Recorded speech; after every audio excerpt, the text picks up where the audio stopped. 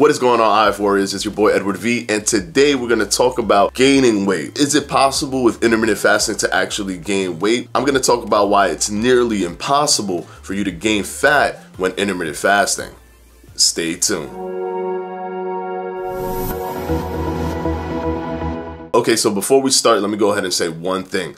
Can you gain fat when intermittent fasting? Yes. The very short answer to that is yes, because it is in the realm of possibility when intermittent fasting. When doing any kind of regimen, you can gain fat because calorie intake is still an important aspect to weight loss. That has to be there. If you can find a way to increase your calorie intake, then you will gain weight. You will automatically gain weight, and any excess calories will go to your body fat. If you're not working out, it won't be dispersed to your muscles. There's going to be some calories that are going to go to your body fat as storage. Regardless if you are burning body fat, you will store body fat because you are in an excess. Now, I'm going to explain why intermittent fasting, though, makes that nearly impossible. Here's the thing.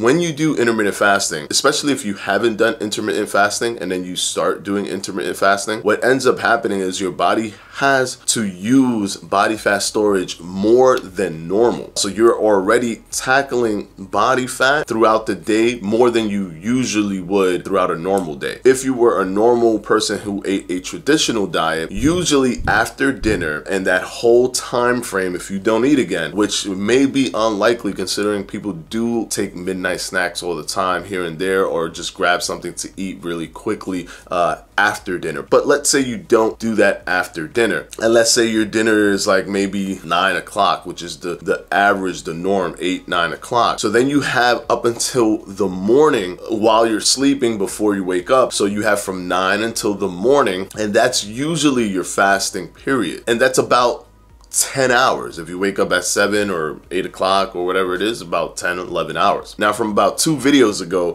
when I explained when does the body fat burning actually start, specifically within the intermittent fasting regimen, it starts from 6 to 12 hours. And this 6 to 12 hour range is simply based on how much carbs you've consumed, how much fats you've consumed, your fat adaptation. So if you're not fat adapted and you've consumed more carbs than not, then you're gonna be closer to that 12-hour mark than you are to the 6-hour mark. Unless they're on a low carb diet, they might get themselves a little bit closer. So if that's just 10, 11 hours of fasting, you're not burning body fat that much on a traditional diet. Now, if you go ahead and start switching it over and start doing an intermittent fasting regimen, now you're going into the 16-hour realm. Now you're going into the 20-hour realm. Now you're going into the 23-hour realm of fasting. So you're crossing that threshold where the body fat will start to be utilized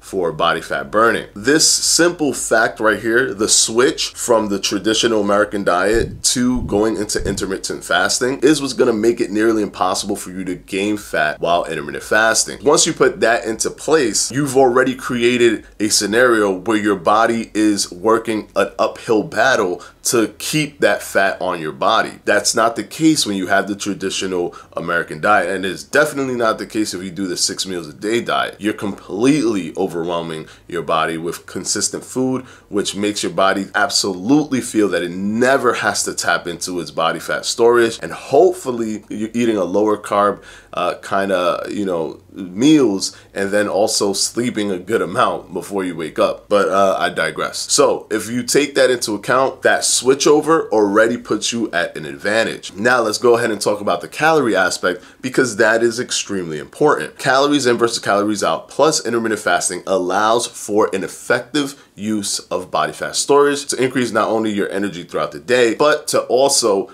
reduce the body fat specifically. As a lot of people will say, hey, calories in versus calories out is all that matters, but we know that that is not the case. That is what it matters to lose weight in total, but that is not what matters to specifically target your body fat, because glycogen has calories, muscles has calories, and body fat has calories. But you want to really focus on the body fat calories over everything else. This is why intermittent fasting is such a unique and efficient tool. It even creates a better scenario for the calorie intake. The fact that you're compressing your time for eating is making it that much more difficult for you to go ahead and eat all of the calories that you need to put you above maintenance level. Let's say your caloric maintenance level is 2,700 calories, and let's say you have 4 hours to eat 2,701 calories. It's going to be very difficult for you to pull that off. Now, can you pull it off? Yes. That will mean that you will be eating specifically 100%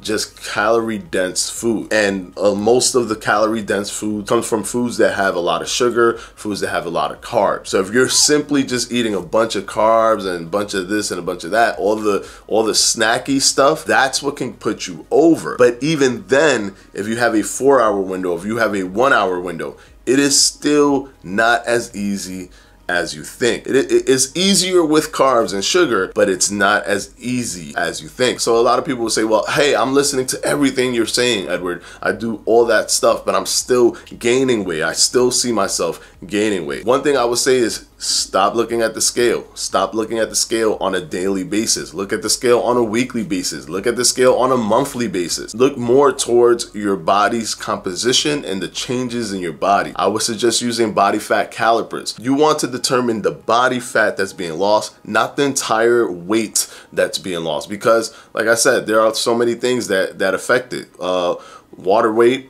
glycogen, all of those things are going to come into effect. And they're going to skew the numbers. And if you see weight gain, a lot of people just get depressed on the weight gain, and getting depressed on the weight gain can raise your cortisol levels, which holds on to more water, it holds on to more body fat, holds on to more water. The best thing to do is not to focus on the scale. Use the scale as a tool if you're trying to measure your body fat so that you can get the accurate numbers to determine what's your lean mass, what's your body fat. And then definitely don't use it every day.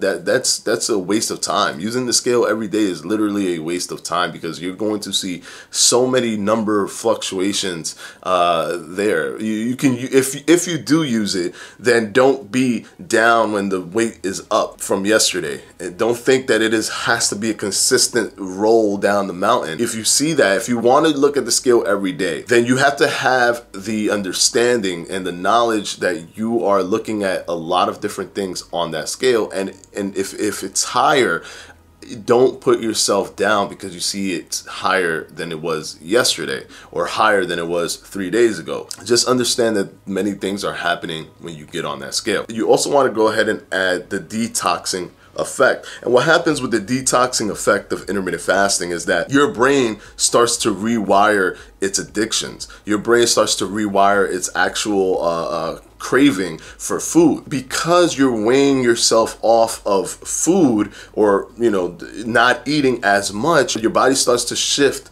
to a point where it doesn't care to have specific food types. And the things that cause the most cravings are the things that are the highest in sugar, the things that are the highest in carbs. And if you go ahead and start to weighing yourself off of that without wanting to, you may love to eat cupcakes, or you may love to eat, chips or something like that. But what ends up happening is, because you're not eating those things as frequently, you start to actually lose the desire to eat those things. So this, by and large, helps you actually get to a better position when it comes to the foods that you eat when you actually break your fast. This is the trifecta. It is the psychological aspect, as your body starts to lose the addiction for certain food groups that are high in calorie density. It's the equivalent of any addiction. If you have an addiction with something and then you do it less and less and less, you will lose the addiction more and more and more. Even though you still might be a little addicted to it, you're losing that addiction as you continue to reduce the amount of times that you can have access to whatever that is, or consume whatever that is. It hits you with the 3 dynamics. It hits you with the insulin resistance,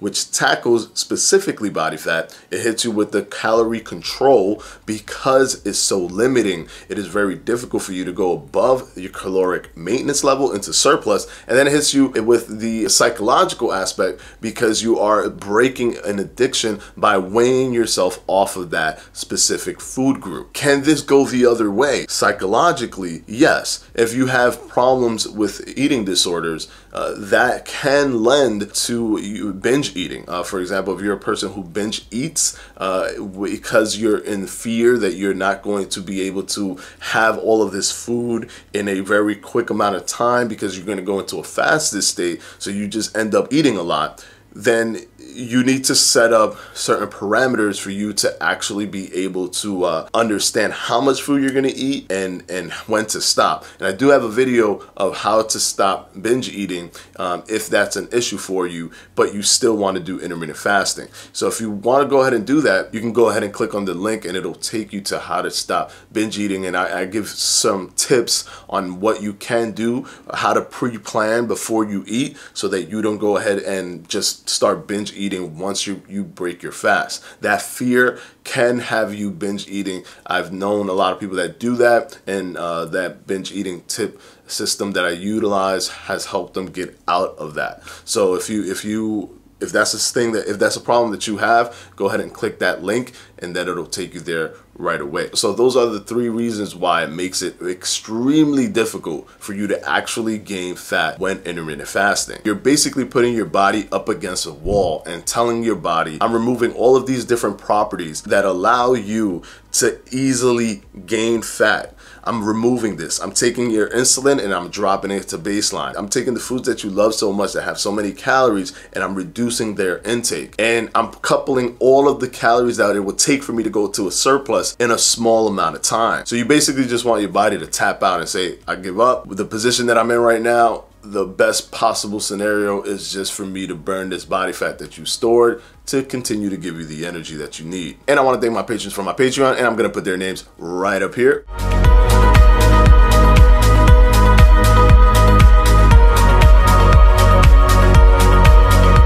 And I'll see you on Wednesday for another FAQ. Peace!